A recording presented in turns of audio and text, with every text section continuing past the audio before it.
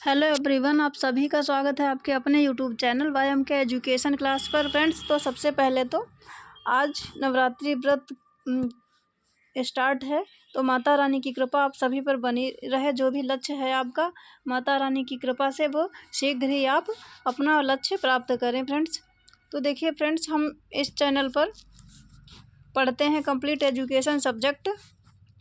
तो UGC net के लिए हम पढ़ रहे थे 3rd यूनिट, सेकंड पेपर जो जिनका एजुकेशन सब्जेक्ट है उसके लिए हम 3rd यूनिट स्टार्ट की थी। 1st यूनिट भी चल रही है शाम के टाइम हमारे चैनल पर, और हमने कल से स्टार्ट की है 3rd यूनिट। तो उसमें आज हम बस छोटी सी ही वीडियो होगी, थोड़ा सा पढ़ेंगे फ्रेंड्स। विकास को प्रभावित करने वाले कारक।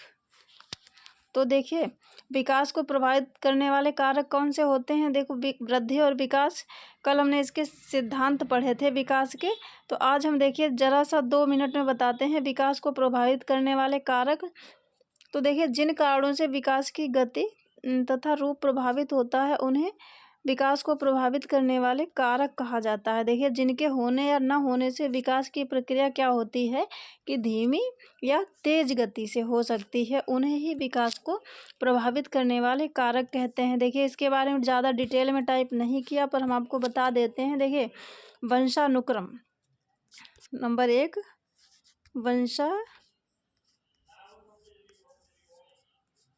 वंशानुक्रम ये विकास को कैसे प्रभावित करता है। देखिए, वंशानुक्रम क्या होता है कि आप जानते भी होंगे, माता पिता के जो गुण होते हैं वही उन्हीं का बच्चों में हस्तांतरित होना।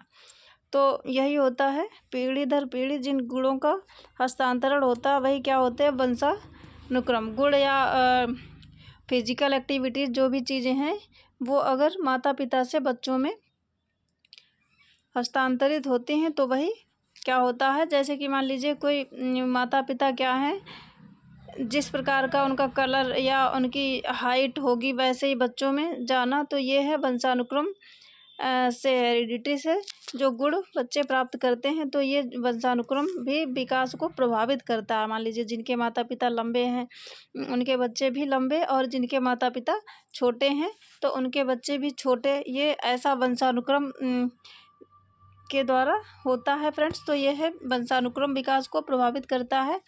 और देखिए एक और क्या, 2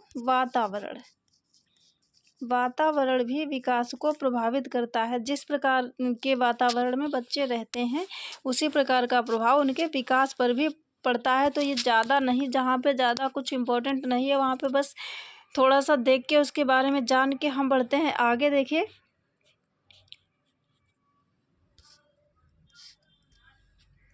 एक मिनट फ्रेंड्स।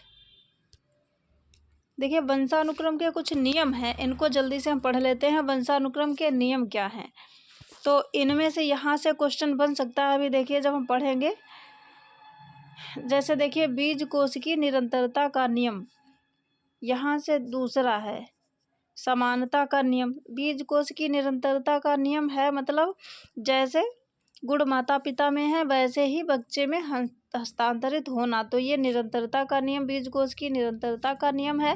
अगर कहीं जैसे पूछ लिया जाए कि माता पिता के गुण बच्चों में हस्तांतरित होना, या कुछ घुमा के पूछ लिया जाए ऐसे ऐसे गुण हैं माता पिता में वही बच्चे प्राप्त करते हैं, तो कौन सा नियम लागू होता है, तो बीजकोश की निरंतरता का नियम। समानता का नियम भी है, जैसे कि समान गुणों का हस्तांतरण होना, जैसे माता पिता हैं वैसे ही बच्चों में गुणों का हस्तांतरण होना। भिन्नता का नियम, ये अपोजिट, मतलब जैसे गुण माता पिता में है उसके अलग तरीके के गुणों का प्रदर्शन होना। जीव सांख्यिकी का नियम, अर्जित गुणों के संक्रमण का नियम, जैसे जो गुण अर्जित किए हैं वंशानुक्रम से उनमें कुछ और गुणों का संक्रमण होना। मात्र एवं पितृ पक्ष का नियम, इसका मतलब है जैसे कि माता के गुण सिर्फ बच्चों में पहुंचना, तो मातृ पक्ष और पितृ पक्ष का मतलब जैसे पिता के गुण ही पितृपक्ष, जैसे मान लीजिए दादा बाबा, इनके गुणों का ही अगर बच्चों में हस्तांतरण होता है तो ये नियम लागू होता है। अगर ऐसे पूछ लिया जाए तो आप समझ लेंगे कौन सा नियम है, मातृ एवं पितृ पक्ष का नियम। उसके बाद मेंडल का नियम, साइंस वाले जानते होंगे। प्रत्यागमन का नियम, ये भी जो है इसमें भी क्या होता है, ये अपोजिट होता है, माता पिता के जो गुण हैं उसका जस्ट अपोजिट होता है बच्चों में, उनके अपोजिट गुण होते हैं। तो ये कुछ हैं वंशानुक्रम के नियम। तो आज की क्लास बस छोटी सी है फ्रेंड्स। उसके बाद में नेक्स्ट हम पढ़ेंगे संज्ञानात्मक विकास। संज्ञानात्मक विकास पढ़ेंगे, जो कि बहुत ही इम्पोर्टेंट होगा। ये कुछ ज़्यादा ही खास नहीं था, इसीलिए थोड़ा सा इसके बारे में हमने जान लिया। अगले वीडियो में हम इस यूनिट में पढ़ेंगे क्या,